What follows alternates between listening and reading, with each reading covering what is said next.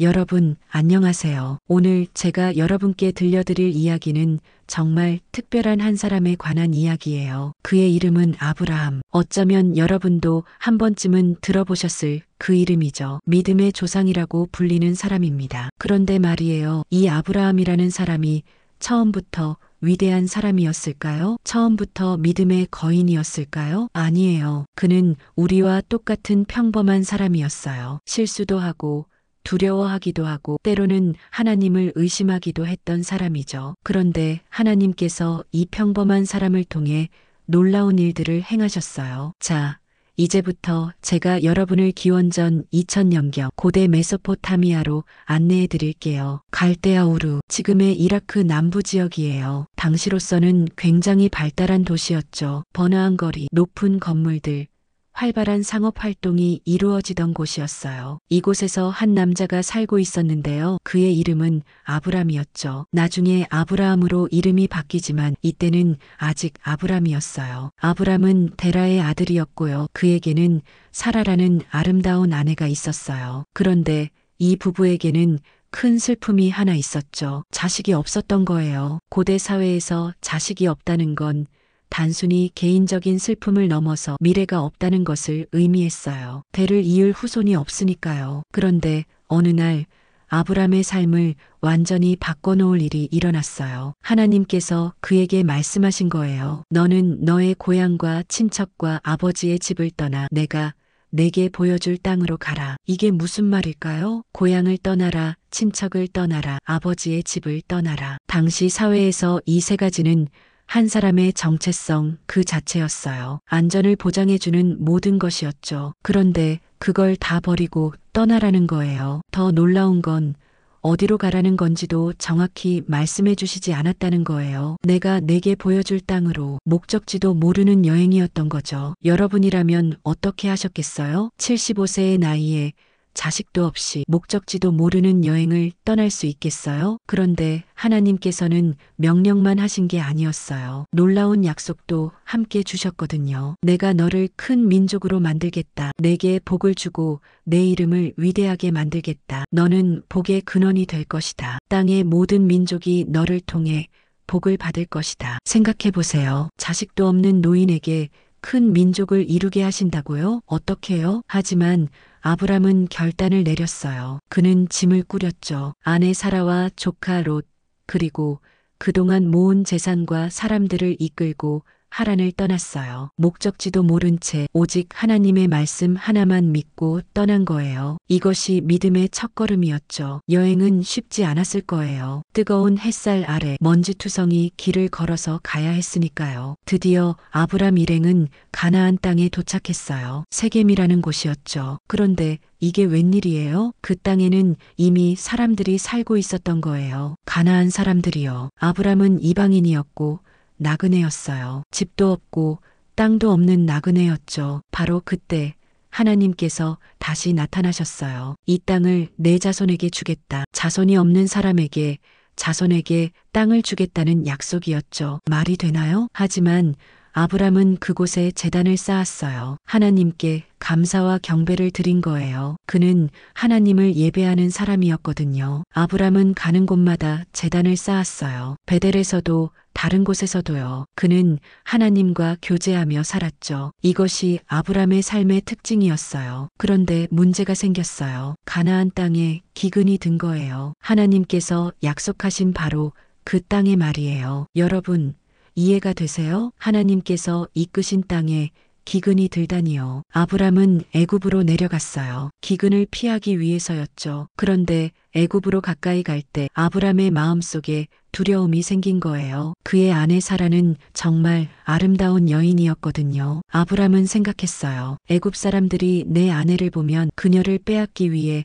나를 죽이겠지. 그래서 아브람은 사라에게 부탁했죠. 여보, 사람들에게 당신이 내 누이라고 말해요. 반은 사실이었어요. 사라는 실제로 아브람의 이복 누이이기도 했으니까요. 하지만 그보다 먼저 그녀는 그의 아내였죠. 이건 거짓말이었어요. 결과는 어땠을까요? 아브람이 두려워하던 일이 실제로 일어났어요. 애굽 사람들이 사라의 아름다움을 보고 감탄했고 바로의 신하들까지 그녀를 칭찬했어요. 그리고 사라는 바로의 궁으로 끌려가게 됐죠. 최악의 상황이었어요. 아브람은 자신의 목숨을 구하려다가 아내를 위험에 빠뜨린 거예요. 바로는 사라 때문에 아브람을 후하게 대접했어요. 양과 소와 나귀와 낙타와 종들을 주었죠. 하지만 이게 기쁜 일이었을까요? 아니에요. 아브람은 수치스러웠을 거예요. 그런데 여기서 놀라운 일이 일어났어요. 하나님께서 개입하신 거예요. 바로와 그의 집에 큰 재앙이 내렸죠. 사라 때문이었어요. 하나님께서는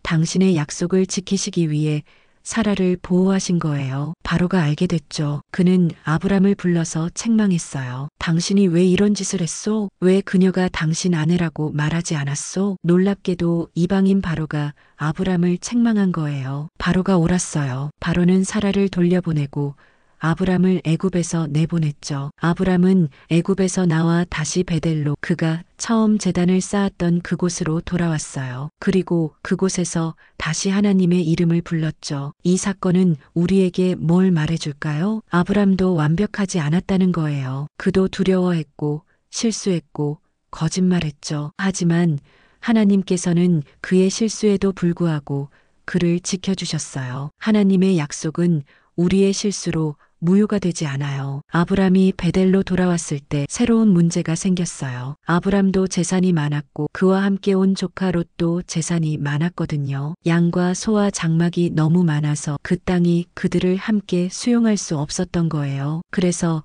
아브람의 목자들과 롯의 목자들 사이에 다툼이 일어났죠. 초지를 두고 싸운 거예요. 아브람은 이 문제를 지혜롭게 해결했어요. 그는 롯에게 말했죠. 우리는 친족이잖아. 서로 다투지 말자. 이 온 땅이 내 앞에 있지 않니? 우리 헤어지자. 내가 왼쪽으로 가면 나는 오른쪽으로 가고 내가 오른쪽으로 가면 나는 왼쪽으로 가마. 아브람은 연장자였고 롯의 삼촌이었어요. 그는 먼저 선택할 권리가 있었죠. 하지만 그는 롯에게 먼저 고르라고 했어요. 이게 얼마나 겸손한 태도예요? 롯은 어떻게 했을까요? 그는 눈을 들어 요단 들판을 바라봤어요. 그곳은 물이 넉넉하고 비옥했죠. 마치 에덴 동산 같았고 애굽 땅처럼 풍요로워 보였어요. 롯은 눈에 보기 좋은 땅을 선택했어요. 그리고 그는 소돔 가까이 천막을 쳤죠. 여기서 우리는 중요한 정보를 알게 돼요. 소돔 사람들은 악했고 하나님 앞에 큰 죄인들이었다는 거예요. 롯은 눈에 보기 좋은 것을 선택했지만 그것은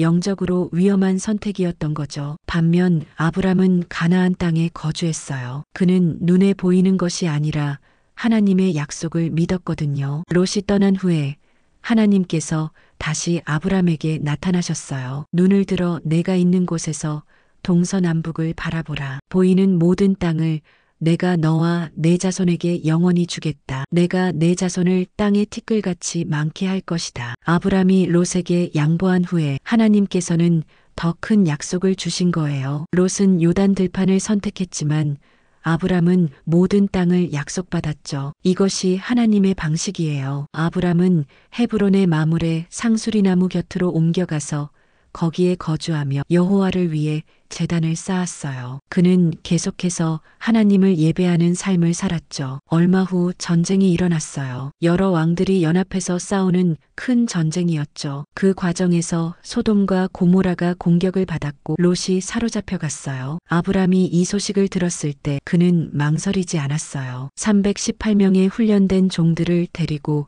롯을 구출하러 갔죠. 롯이 자기를 떠나 소돔에 살았지만 아브람은 그를 버리지 않았어요. 아브람은 밤을 이용해서 기습 공격을 했어요. 그리고 완전히 승리했죠. 롯과 모든 재물과 사람들을 되찾았어요. 대단한 군사 작전이었죠. 승리하고 돌아오는 길에 아브람은 신비로운 인물을 만났어요. 살렘 왕 멜기세덱이었죠. 멜기세덱은 떡과 포도주를 가지고 나왔는데 그는 지극히 높으신 하나님의 제사장이었어요. 멜기세덱이 아브람을 축복했어요. 천지의 주제이시며 지극히 높으신 하나님께서 아브람에게 복을 주시기를 너의 대적을 내 손에 넘겨주신 지극히 높으신 하나님을 찬송하라. 아브람은 그에게 전리품의 10분의 1을 주었어요. 이 멜기세덱은 정말 특별한 인물이었죠. 왕이면서 동시에 제사장이었으니까요. 그 후 소돔 왕이 아브람에게 제안했어요. 사람들은 내게 돌려주고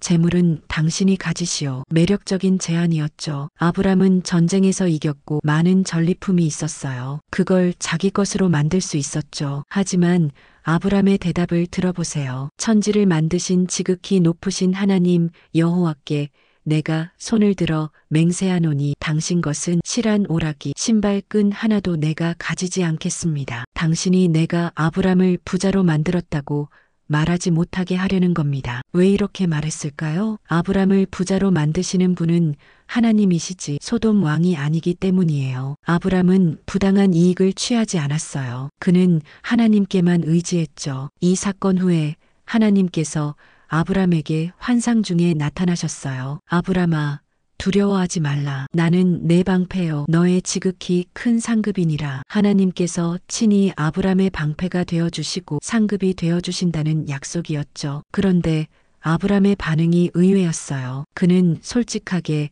자신의 마음을 털어놓았거든요. 주 여호와여, 무엇을 제게 주시려고 하십니까? 저는 자식이 없습니다. 제 상속자는 제 집에서 길린 종 엘리에셀입니다. 아브람은 정직했어요. 하나님께서 상급을 주신다고 하셨지만 자식이 없는 게 괴로웠던 거예요. 그는 가나안에 온 지 벌써 여러 해가 지났어요. 나이도 더 많아졌죠. 그런데 여전히 자식이 없었던 거예요. 하나님께서는 명확하게 대답하셨어요. 그 사람은 내 상속자가 아니다. 내 몸에서 날짜가 내 상속자가 될 것이다. 그리고 하나님께서는 아브람을 밖으로 데리고 나가셨어요. 하늘을 쳐다보라. 별들을 셀 수 있겠느냐? 내 자손이 이와 같을 것이다. 밤하늘을 상상해 보세요. 수없이 많은 별들이 반짝이고 있어요. 아브람은 그 별들을 올려다봤을 거예요. 하나, 둘, 셋. 셀 수 없이 많은 별들. 하나님께서는 아브람의 자손이 그렇게 많을 거라고 약속하신 거예요. 자식이 하나도 없는 노인에게요. 인간적으로는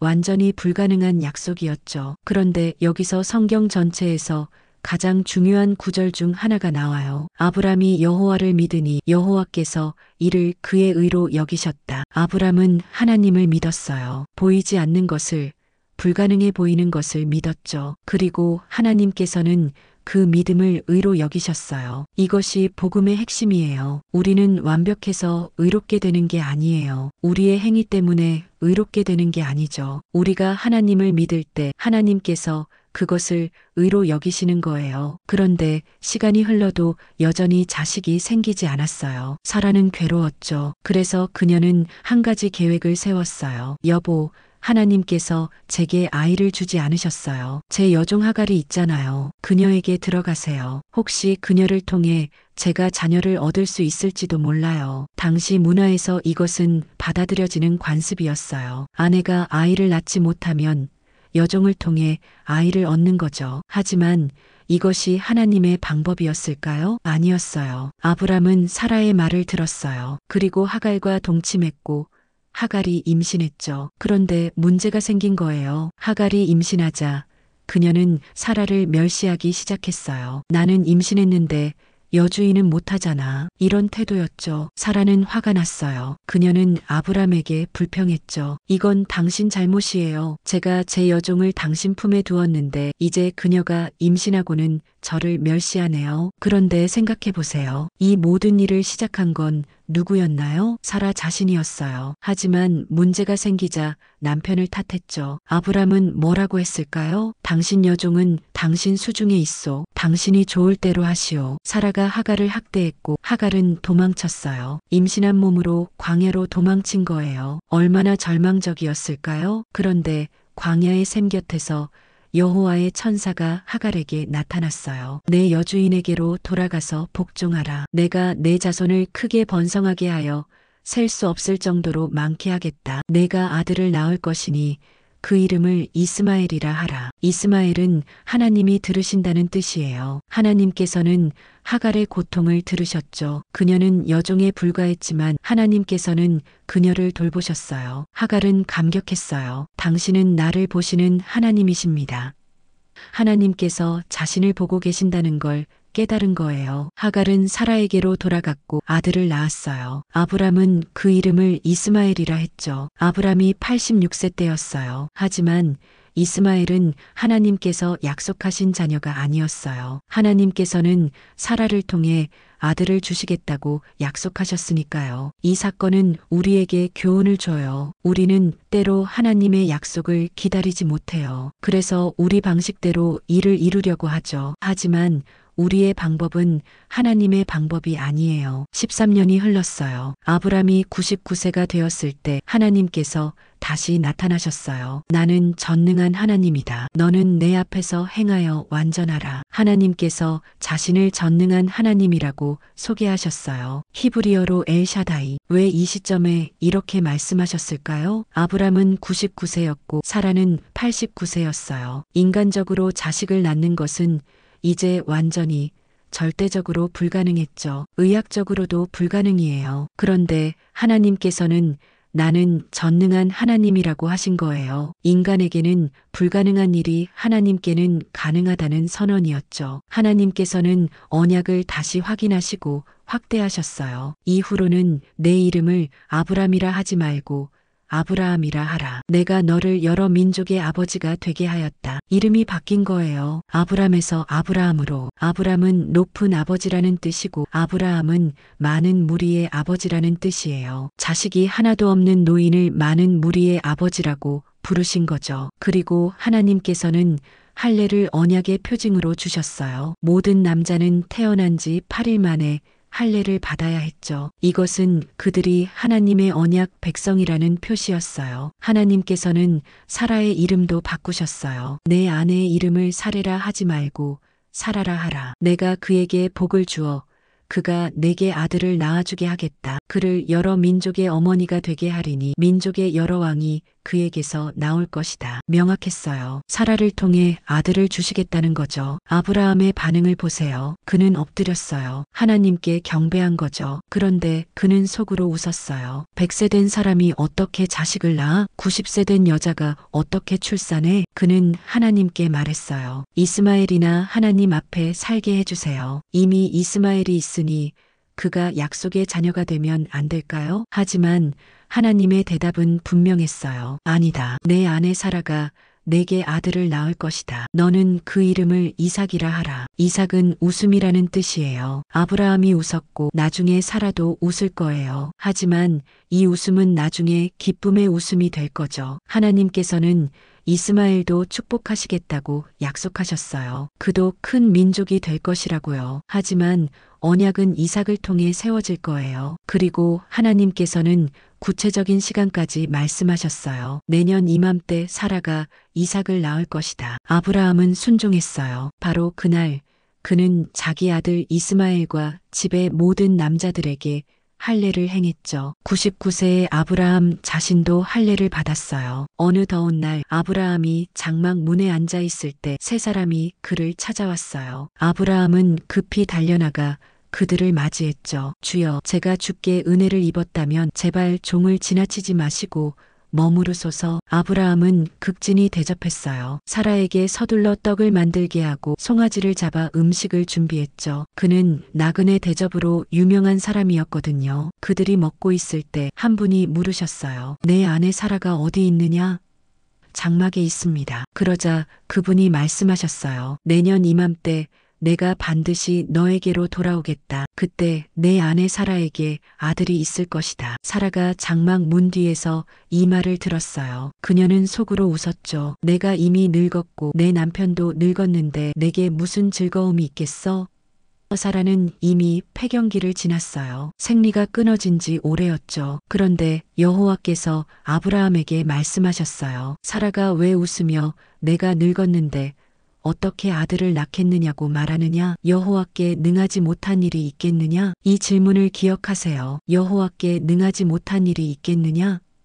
하나님께는 불가능한 것이 없어요. 우리 인간의 한계가 하나님의 한계가 아니에요. 우리가 할 수 없는 일도 하나님께는 가능하죠. 사라는 두려워서 부인했어요. 저는 웃지 않았습니다. 아니다. 내가 웃었다. 하나님께서는 사라의 마음속까지 아셨어요. 세 사람 중 두 분은 소돔으로 향했고 여호와께서는 아브라함과 함께 머물러 계셨어요. 여기서 우리는 이 방문자 중 한 분이 여호와 하나님 자신이셨다는 걸 알게 돼요. 하나님께서는 아브라함에게 소돔과 고모라를 심판하실 계획을 알려주셨어요. 소돔과 고모라의 죄악이 심히 무겁다. 내가 내려가서 확인하겠다. 아브라함은 이 말씀을 듣고 담대하게 하나님께 나아갔어요. 주께서 의인을 악인과 함께 멸하려 하십니까? 혹시 그 성에 의인 50명이 있다면요? 그래도 멸하시겠습니까? 세상을 심판하시는 분께서 정의를 행하셔야 하지 않겠습니까? 아브라함이 하나님과 협상을 시작한 거예요. 아니, 협상이라기보다는 간곡한 강구였죠. 그는 소돔에 살고 있는 조카 롯을 생각했을 거예요. 50명이면 그 성을 용서하시겠습니까? 50명만 있어도 용서하겠다. 그럼 45명이면요? 45명만 있어도 멸하지 않겠다. 아브라함은 계속 간구했어요. 40명, 30명, 20명, 그리고 마지막으로 주여 노하지 마옵소서. 제가 이번 한 번만 더 말씀드리겠습니다. 혹시 10명만 있다면요? 10명만 있어도 멸하지 않겠다. 하나님께서는 아브라함의 간구를 들으셨어요. 이것은 중보 기도의 능력을 보여줘요. 아브라함은 담대하게 하나님께 간구했고 하나님께서는 그의 기도를 들으셨죠. 두 천사가 소돔에 도착했을 때 롯이 그들을 맞이했어요. 롯은 그들을 자기 집으로 모셨죠. 그런데 그날 밤 끔찍한 일이 일어났어요. 소돔 사람들이 롯의 집을 둘러쌌어요. 노소를 막론하고 모든 사람들이요. 그들은 롯에게 손님들을 내놓으라고 요구했죠. 악한 일을 하려는 거였어요. 이것이 소돔의 실상이었어요. 그들의 죄악이 얼마나 심각했는지 보이죠. 천사들은 롯과 그의 가족을 급히 대피시켰어요. 서둘러라. 이 성을 떠나라. 롯이 지체하자 천사들이 그와 그의 아내와 두 딸의 손을 잡아 이끌어냈어요. 여호와의 자비였죠. 생명을 위해 도망하라. 뒤를 돌아보지 말라. 그리고 여호와께서 하늘로부터 유황과 불을 소돔과 고모라에 내리셨어요. 그 성들과 모든 주민과 땅에 난 것을 다 멸하셨죠. 롯의 아내는 뒤를 돌아봤어요. 하나님께서 하지 말라고 하신 그것을 한 거죠. 그녀는 소금 기둥이 되었어요. 아브라함이 아침에 일어나 소돔과 고모라 쪽을 바라봤을 때 연기가 옹기가마의 연기같이 치솟고 있었어요. 성경은 이렇게 기록해요. 하나님이 그 지역의 성들을 멸하실 때 아브라함을 기억하사 롯을 멸망 중에서 내보내셨다. 하나님께서는 아브라함을 기억하셔서 롯을 구원하신 거예요. 소돔에는 의인 10명도 없었지만 하나님께서는 아브라함 때문에 롯을 건져내신 거죠. 아브라함이 그랄로 이주했을 때 또 문제가 생겼어요. 놀랍게도 그는 또다시 사라를 자기 누이라고 속였죠. 애굽에서 했던 그 실수를 또 반복한 거예요. 그랄 왕 아비멜렉이 사라를 데려갔어요. 하지만 하나님께서 밤에 아비멜렉에게 현몽하여 경고하셨죠. 내가 데려간 그 여인 때문에 내가 죽을 것이다. 그는 남편이 있는 여자다. 아비멜렉은 아직 사라를 가까이 하지 않았어요. 그는 자신의 무죄함을 호소했죠. 하나님께서도 그의 마음이 온전한 걸 아신다고 말씀하시며 사라를 돌려보내라고 하셨어요. 아비멜렉은 아브라함을 불러 책망했어요. 당신이 왜 우리에게 이런 짓을 했소? 또다시 이방인이 아브라함을 책망한 거예요. 아브라함은 변명했죠. 이곳에는 하나님을 경외함이 없어서 제 아내 때문에 저를 죽일까 두려웠습니다. 그리고 그녀는 실제로 제 이복 누이이기도 합니다. 아비멜렉은 사라를 돌려보내며 많은 선물을 주었어요. 아브라함은 아비멜렉을 위해 기도했고 하나님께서 그와 그의 가족을 치유해 주셨죠. 이 사건은 뭘 보여줄까요? 아브라함도 여전히 완벽하지 않았다는 거예요. 그는 같은 실수를 2번이나 했죠. 두려움에 굴복했어요. 하지만 중요한 건 하나님의 신실하심이에요. 하나님께서는 아브라함의 반복된 실수에도 불구하고 그와 사라를 지키셨죠. 하나님의 약속은 변함이 없었어요. 그리고 드디어 기다리고 기다리던 그 순간이 왔어요. 여호와께서 말씀하신 대로 사라를 돌보셨어요. 여호와께서 말씀하신 대로 사라에게 행하셨죠. 사라가 임신했어요. 하나님께서 말씀하신 바로 그 시기에 늙은 아브라함에게 아들이 태어났어요. 아브라함은 100세였고 사라는 90세였죠. 의학적으로 불가능한 일이었어요. 사라는 이미 폐경기를 지났었거든요. 하지만 하나님께서 행하셨어요. 여호와께 능하지 못한 일이 있겠느냐? 그 말씀이 이루어진 거예요. 아브라함은 그 아들의 이름을 이삭이라 했어요. 웃음이라는 뜻이죠. 사라가 말했어요. 하나님께서 나를 웃게 하셨으니 듣는 사람마다 나와 함께 웃을 것입니다. 누가 아브라함에게 사라가 자식에게 젖을 먹이겠다고 말했겠습니까? 그런데 내가 그의 노년에 아들을 낳았습니다. 처음에 사라는 불신앙으로 웃었어요. 이 나이에 무슨 즐거움이 있겠어?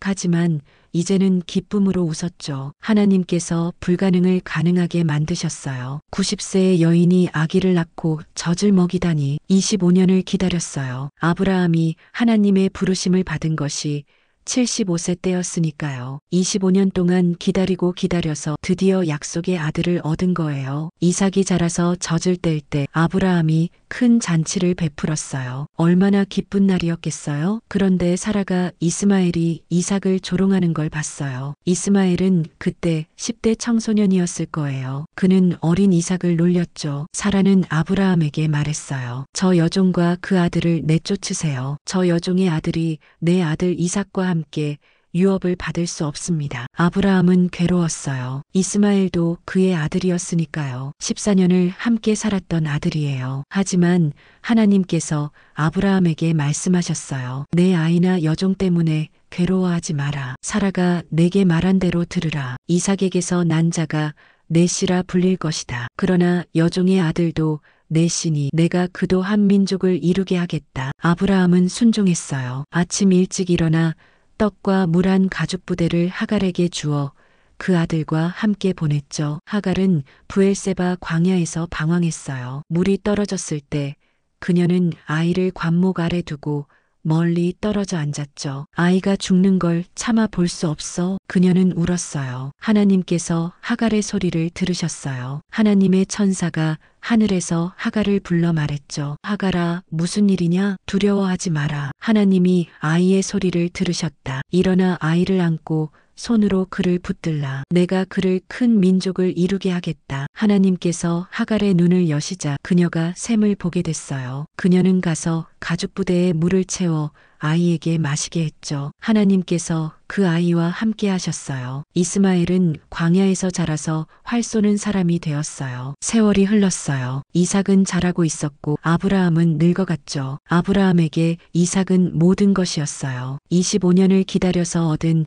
아들, 하나님의 약속이 담긴 아들이었거든요. 그런데 어느 날 하나님께서 아브라함을 시험하셨어요. 아브라함아, 네, 여기 있습니다. 내 아들, 내가 사랑하는 독자 이삭을 데리고 모리아 땅으로 가라. 거기 내가 내게 일러줄 한 산에서 그를 번제로 드려라. 이 명령을 들은 아브라함의 심정이 어땠을까요? 자기 아들을 번제로 드리라고요? 25년을 기다려 얻은 하나님께서 약속하신 그 아들을요? 그를 통해 큰 민족을 이루시겠다던 그 약속은 어떻게 되는 건가요? 하지만 아브라함은 순종하기로 결정했어요. 다음 날 아침 일찍 아브라함이 일어나 나귀에 안장을 지우고 두 종과 아들 이삭을 데리고 떠났어요. 번제에 쓸 나무도 쪼갰죠. 그리고 하나님이 일러주신 곳으로 갔어요. 사흘째 되는 날 아브라함이 눈을 들어 그곳을 멀리서 봤어요. 아브라함이 종들에게 말했어요. 너희는 나귀와 함께 여기서 기다리라. 나와 아이는 저기 가서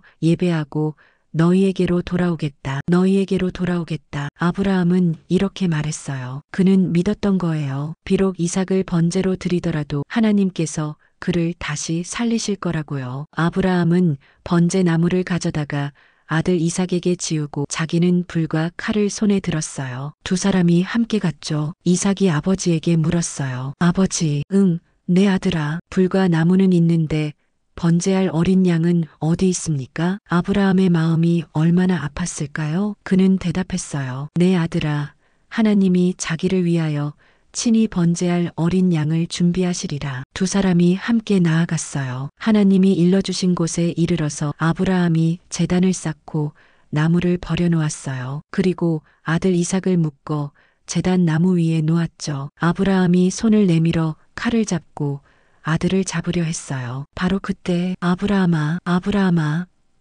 여호와의 천사가 하늘에서 그를 불렀어요. 네, 여기 있습니다.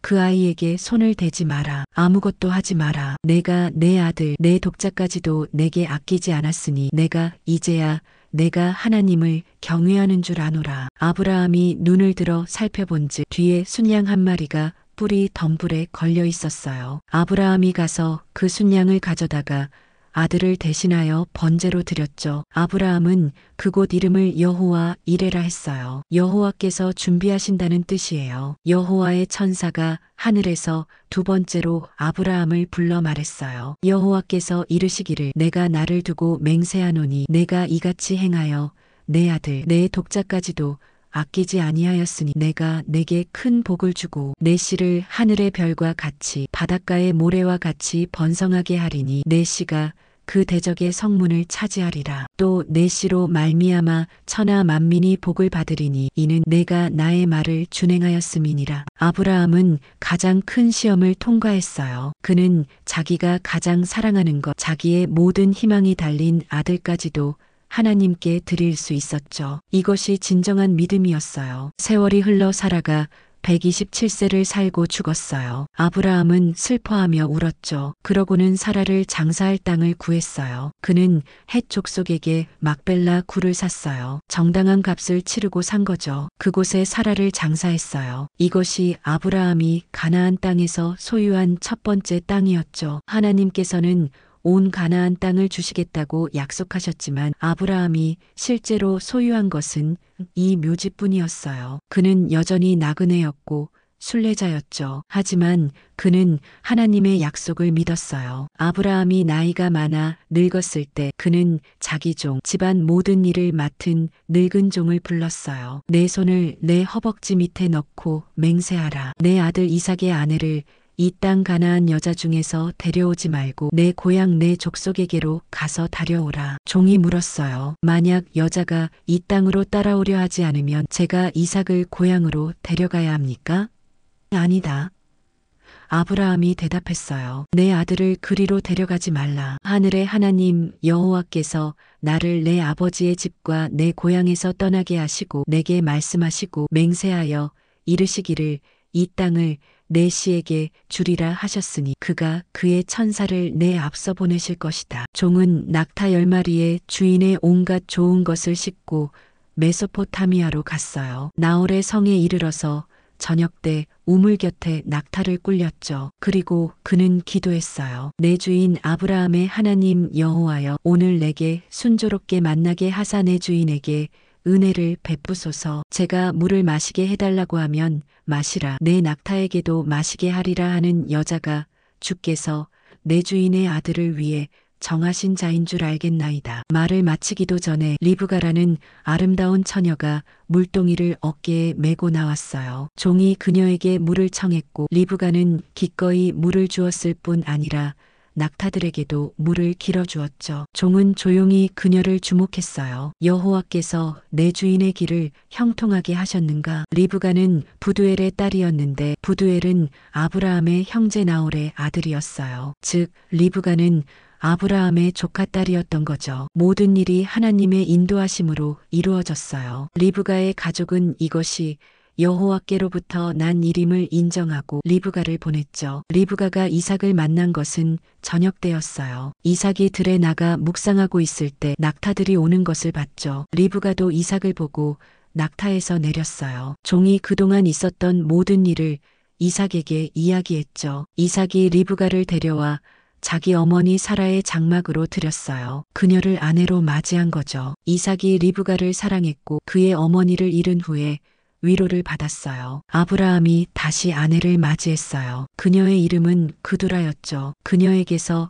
여러 아들이 태어났어요. 하지만 아브라함은 자기의 모든 소유를 이삭에게 주었어요. 서자들에게는 재물을 주어 동방으로 보냈죠. 아브라함이 살아있는 날은 175년이었어요. 그는 나이가 많고 늙어 기운이 다하여 죽었죠. 그의 아들 이삭과 이스마엘이 그를 막벨라 굴에 장사했어요. 사라가 묻힌 그곳에 말이에요. 이스마엘이 장례식에 왔어요. 오랜만에 만난 두 형제가 함께 아버지를 묻었죠. 아브라함은 믿음의 여정을 마쳤어요. 그는 75세에 고향을 떠나 100년을 나그네로 살았어요. 그가 가나안 땅에서 실제로 소유한 것은 묘지 하나뿐이었죠. 약속의 아들을 얻기까지 25년을 기다렸어요. 그는 완벽하지 않았어요. 두려워했고 실수했고 거짓말도 했죠. 때로는 하나님의 약속을 의심했고 자기 방법대로 하려고도 했어요. 하지만 그는 하나님을 믿었어요. 보이지 않는 것을 바라보았고 불가능해 보이는 약속을 믿었죠. 하나님께서는 그의 믿음을 의로 여기셨어요. 자, 이제 우리가 아브라함의 긴 여정을 함께 걸어왔으니 잠시 멈춰서 생각해봐요. 이 이야기가 우리에게 무엇을 말해주는 걸까요? 하나님의 주권과 신실하심이에요. 하나님께서는 아브라함을 선택하셨고 그를 부르셨어요. 그리고 약속하신 모든 것을 이루셨죠. 아브라함의 실수에도 불구하고 그의 연약함에도 불구하고 하나님의 계획은 흔들리지 않았어요. 여호와께 능하지 못한 일이 있겠느냐? 이 질문은 아브라함의 이야기 전체를 관통해요. 자식 없는 노인을 큰 민족의 아버지로 만드시고 90세 여인에게서 아이를 낳게 하신 하나님. 우리 인간의 한계는 하나님의 한계가 아니에요. 믿음의 본질이 뭘까요? 믿음은 완벽함이 아니에요. 아브라함은 실수했고 두려워했고 의심했어요. 하지만 그는 계속해서 하나님께 돌아왔고 하나님의 말씀을 믿었죠. 믿음은 넘어지지 않는 것이 아니라 넘어져도 다시 일어나는 거예요. 아브라함이 여호와를 믿으니 여호와께서 이를 그의 의로 여기셨다. 이것이 복음이에요. 우리는 행위로 의롭게 되는 게 아니에요. 우리의 완벽함으로 구원받는 게 아니죠. 우리가 하나님을 믿을 때 하나님께서 그것을 의로 여기시는 거예요. 순종의 의미를 볼까요? 아브라함은 목적지도 모른 채 고향을 떠났어요. 자식도 없으면서 큰 민족을 이루겠다는 약속을 믿었죠. 심지어 가장 사랑하는 아들까지 하나님께 드릴 준비가 되어 있었어요. 이것이 순종이에요. 순종은 모든 것을 이해한 후에 하는 게 아니에요. 오히려 이해하지 못해도 보이지 않아도 불가능해 보여도 하나님의 말씀을 따르는 거죠. 하나님의 구속 계획을 보세요. 아브라함을 통한 축복은 그와 그의 후손에게만 머무는 게 아니었어요. 땅의 모든 족속이 너로 말미암아 복을 받을 것이다. 이것은 예수 그리스도를 가리켜요. 아브라함의 후손으로 오신 예수님을 통해 온 인류가 구원의 복을 받게 되어 모리아 산에서 이삭 대신 순양이 희생되었듯이 십자가에서 예수님께서 우리를 대신해 희생되셨죠. 기다림의 의미도 있어요. 아브라함은 25년을 기다렸어요. 약속을 받고 이삭을 얻기까지 말이에요. 그 긴 시간 동안 그는 인내했고 믿었고 소망했죠. 우리도 때로 기다려야 해요. 하나님의 때는 우리의 때와 달라요. 하지만